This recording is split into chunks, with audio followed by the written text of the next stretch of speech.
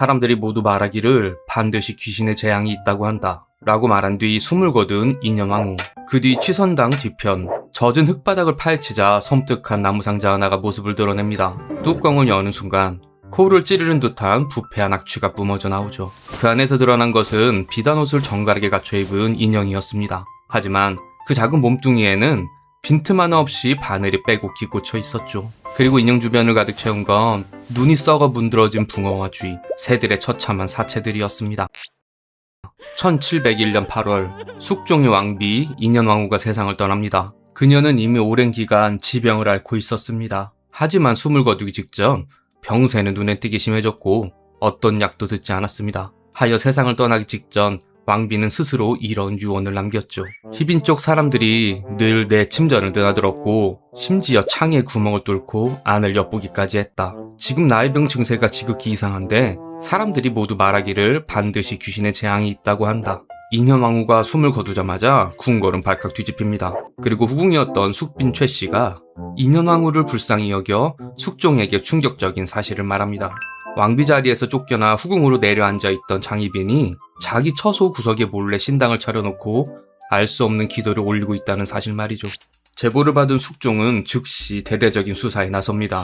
그리고 몇 명의 궁녀들을 신문한 끝에 소름 돋는 자백을 받아내죠. 그중 궁녀 설향의 자백은 숙종실록에 아주 생생하게 기록되어 있습니다. 희빈의 지시로 비단을 받아 각시 7개를 만든 뒤 다홍 비단으로 치마를 짓고 남색 비단으로 윗옷을 입혔습니다. 그리고 그 안에 죽은 새와 쥐, 붕어를 각각 7마리씩 넣었습니다. 극심한 고문 끝에 궁녀들은 결국 죽어가는 왕비의 수명을 끊으려 한 저주라 자백했습니다. 하지만 장희빈 측의 입장은 달랐습니다.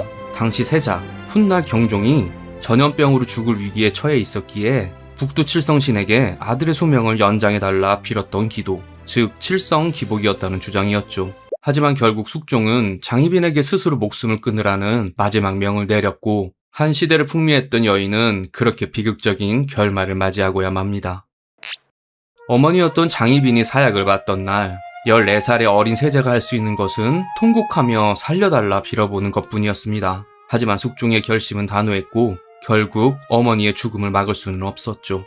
그것은 어린 세자의 마음속에 깊고 어두운 트라우마로 자리 잡았습니다. 언제 자신마저 쫓겨나거나 죽을지 모른다는 극심한 불안감 속에서 20년 가깝게 숨을 죽이고 살아야만 했죠. 훗날 조선의 20대 왕으로 즉위한 경종은 이미 그렇게 지칠 대로 지쳐있는 상태였습니다. 거기에 엎친 데 덮친 격으로 자신의 어머니를 고발해 죽음으로 몰아넣은 숙빈 최씨의 아들 연인군, 훗날의 영조와 왕좌의 자리를 놓고 다투게 됩니다. 경종이 왕위에 오르자 궁궐은 거대한 파벌 싸움터로 변했습니다. 소로는 경종의 정통성을, 노로는 연인군의 왕세제 옹립을 명분으로 팽팽히 맞섰습니다. 그리고 결국 노로는 병력하고 후사가 없는 경종의 약점을 집요하게 파고들어서 동생 연인군을 왕세제를 세우는 데 성공합니다. 왕의 아들이 아니라 동생이 후계자가 되는 왕세자가 아닌 왕세제. 조선 역사에서도 손에 꼽을 만큼 드문 일이었습니다.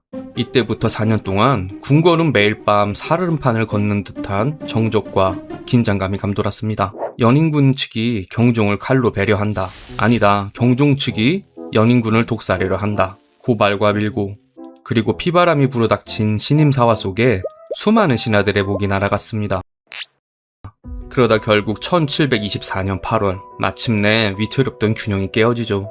오랜 지병으로 몸이 상할 대로 상한 경종은 며칠째 수라조차 제대로 넘기지 못하고 있었습니다. 그러던 중 입맛을 잃었던 왕의 수라상에 간장게장과 생감이 올라옵니다. 오래간만에 입맛이 돈 경종은 그것들을 꽤 많이 비워냈죠. 하지만 그날 밤 경종은 뱃속을 쥐어짜는 극심한 복통과 그치지 않는 설사로 인해 상태가 더욱 악화됐습니다. 다음날 아침이 되어서야 찾아온 내의원은 수라상에 오른 게장과 생감을 보고 크게 놀랐습니다. 한의학에서 게장은 생감과 함께 먹으면 몸을 망가뜨리는 대표적인 상극 음식으로 철저히 금기시되었으나 어이들도 모르는 사이에 수라에 올랐기 때문이었습니다. 경종의 상태는 날이 갈수록 악화되었고 나흘째 되던 날 밤 연인군이 찾아옵니다. 그는 당장 인삼과 부자를 처방하자고 강력히 주장했습니다. 어이 이공윤이 정면으로 막아섰죠. 지금 전하께 쓰는 약과 인삼은 상극입니다. 함께 쓰면 위험합니다. 그러자 연인군이 화를 내며 밀어붙입니다.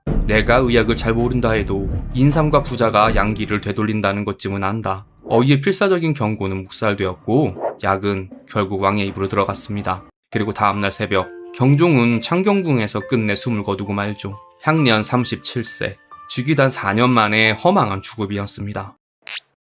인현왕후를 겨냥했던 장희빈의 저주 사건에 이어 조선 왕실 잔혹사에서 결코 빼놓을 수 없는 또 하나의 저주가 있습니다. 이번엔 왕비가 아닌 왕세자가 표적인 사건입니다. 중종 22년 조선 왕세자, 그러니까 훗날 인종의 생일날, 세자의 처소인 동궁에서 사지가 찢기고 불에 그슬린 쥐 한 마리가 나무에 매달려 있는 것이 발견됩니다. 당시 세자는 돼지띠였고 사건이 벌어진 날은 하필 세자의 생일이자 돼지의 날이었습니다. 게다가 범인은 쥐의 귀와 입, 꼬리를 찢어 마치 돼지처럼 보이게 만들어 놓았던 것이었습니다.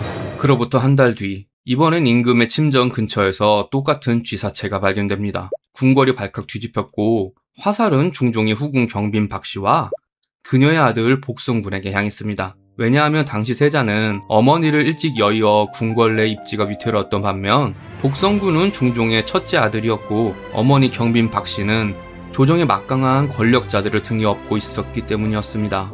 세자만 사라지면 복성군이 차기 왕이 되는 것은 당연한 수순이었기에 조정 신하들은 유력한 용의자로 경빈 박씨를 꼽았던 것이었죠. 하여 증거는 없지만 동기가 명확하다는 이유 하나로 결국 두 사람은 왕족의 신분을 박탈당한 채 궁에서 쫓겨나고 맙니다. 하지만 비극은 여기서 끝나지 않았습니다. 6년 뒤, 이번엔 세자의 처소 근처에 기괴한 물건이 내걸립니다. 나무를 깎아 사람의 머리 형상을 만들고 세자를 저주하는 글귀를 적어놓은 가작 인형이 발견된 것이었습니다. 당시 실세였던 김한로는 이때를 놓치지 않았습니다. 쫓겨난 경빈 박씨 모자가 앙심을 품고 벌인 짓이라며 중종을 집요하게 압박했고 결국 경빈 박씨와 복성군은 끝내 사약을 받고 억울한 죽음을 맞이하게 됩니다. 그런데 경빈 박씨 모자가 죽고 4년 뒤 충격적인 진실이 드러납니다. 무소불위의 권력을 휘두르던 김한로가 정적들에게 숙청당하면서 이 모든 게 김한로가 아들과 모의에 벌인 자작극이었다는 폭로가 터진 겁니다. 죽은 쥐 한 마리와 나무 인형 하나로 임금과 조정 전체를 완벽하게 속여 정적을 단칼에 제거했던 것이죠. 사건의 진상은 수십 년이 지나서야 비로소 빛을 보게 됩니다. 훗날 왕위에 오른 세자, 즉 인종이 즉위하자마자 가장 먼저 한 일이 바로 억울하게 죽은 경빈 박씨와 복성군의 죄를 벗겨주고 복권시켜준 것이었습니다.